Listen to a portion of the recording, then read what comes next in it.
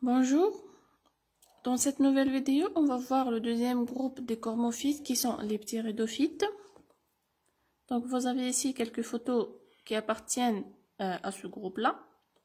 Donc les ptéridophytes, ce sont des plantes terrestres donc qui vivent sur la terre, elles ne sont pas des plantes aquatiques. Ce sont des trachéophytes, ça veut dire des plantes vasculaires qui possèdent les tissus conducteurs qui sont le xylème et le phloème. Ce sont des plantes qui possèdent de véritables racines, contrairement aux bryophytes qu'on a vu précédemment, qui possèdent uniquement des rhizoïdes qui ont un rôle de fixation. Ici, chez les ptéridophytes, chez ces espèces-là, elles possèdent de véritables racines qui ont non seulement un rôle de fixation, et aussi un rôle d'absorption d'eau et des sels minéraux. Les ptéridophytes sont aussi des plantes cryptogames, ça veut dire qu'ils ont un appareil reproducteur qui est caché, ça veut dire qu'elles ne possèdent jamais de fleurs. Ici, la position systématique des ptéridophytes. Donc, comme on a dit tout à l'heure, donc ce sont des plantes vasculaires qui possèdent les tissus conducteurs. Ici, ce sont des cryptogames, ça veut dire qu'ils ont un appareil reproducteur qui est caché. Et ce groupe-là se divise en 4 sous-embranchements qui sont les psilophytes, les lycophytes, les sphinophytes et les phyllocophytes. Donc ici, on va voir quelques exemples de chaque sous-embranchement. Donc les psilophytes, ce sont des plantes qui ne possèdent pas de racines ni feuilles, mais qui possèdent des formations ligneuses. Donc vous avez ici un exemple d'une espèce qui appartient aux psilophytes. Les lycophytes, ce sont des petites ptéridophytes avec de petites feuilles en forme d'écailles. Les sphinophytes, ce sont les prêles. Et les phyllocophytes, ce sont les fougères, bien connues par leur fronde. Et la fronde, c'est cette grande feuille-là. Donc celle-là, cette grande feuille, on l'appelle une fronde.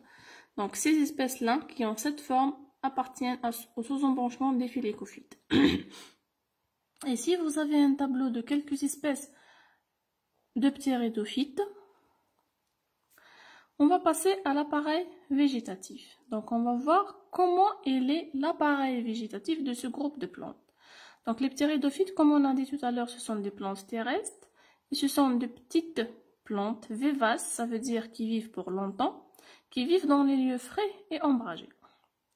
Et l'appareil végétatif est constitué d'un rhizome.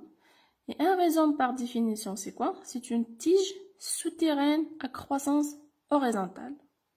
La définition de la tige, donc si on veut définir la tige, c'est une succession de nœuds et d'entre-nœuds. Donc, dans la tige, on va trouver des nœuds et on va trouver des entre-nœuds. Et la tige, d'habitude, on la voit dans la partie aérienne et à croissance verticale. Le rhizome, c'est une tige assez... Pardon. Un rhizome, donc c'est une tige, mais elle est souterraine, elle n'est pas aérienne, et sa croissance, elle est horizontale. Et puisque c'est une tige, ce rhizome-là possède des nœuds et des entre-nœuds. Et ce rhizome-là, il est riche en réserve et il est ramifié. L'appareil végétatif est constitué aussi de racines adventives tout au long du rhizome. Donc vous avez un rhizome qui est souterrain et tout au long de ce rhizome-là, on va trouver des racines. On va trouver aussi des axes dressés à partir de ce rhizome-là. Comme je vous ai dit tout à l'heure, que le rhizome, comme la tige normale, possède aussi des nœuds et des entre-nœuds. Donc, à partir de chaque nœud, il va y avoir apparition d'une feuille. Donc, à partir du rhizome, va se détacher des axes dressés qui sont ramifiés, pardon, soit d'une façon dichotomique, comme le cas, le cas des sélaginelles.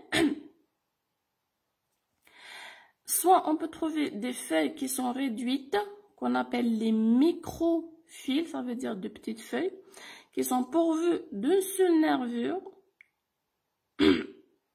ou qui sont des feuilles verticillées, ça veut dire tout autour de la tige, le cas des prêles. On peut trouver aussi chez d'autres espèces les feuilles réduites à des écailles, comme on a vu auparavant, Et on peut aussi trouver des feuilles qui sont directement de grandes feuilles qu'on appelle les mégaphyles. Méga, ça veut dire grande, fil, ça veut dire feuilles. Ce sont des feuilles grandes qu'on appelle communément une fronde. Donc ça, c'est la diversité des feuilles qu'on peut trouver chez les ptéridophytes. Donc si on veut résumer l'appareil végétatif, donc il est constitué d'un rhizome qui est une tige souterraine à croissance horizontale, plus des racines, plus des feuilles qui vont sortir à partir de chaque nœud sur le rhizome. Donc ici, vous avez la diversité de l'appareil végétatif chez les ptéridophytes. Donc vous avez ça, c'est le rhizome. Donc c'est une tige qui est souterraine et qui est horizontale. Possède des nœuds et des entre-nœuds. Et à partir de chaque nœud, il y a apparition d'une feuille. C'est la même chose chez les autres espèces. Donc vous avez un rhizome horizontal, des racines en bas, et à partir de chaque nœud, il va y avoir apparition d'une feuille. Donc c'est le même cas ici. À partir de chaque nœud du rhizome, il y a apparition d'une fronde. Donc ici, vous avez l'appareil végétatif chez les phyllocophytes. Donc l'exemple de l'espèce Polypodium vulgare. Donc vous avez ici le rhizome qui est horizontal. Vous avez des racines qui ont un rôle de fixation et d'absorption d'eau et des sels minéraux. Et vous avez à partir de chaque nœud, apparition d'une feuille qu'on appelle chez ce groupe de ptéridophytes, qu'on appelle une fronde.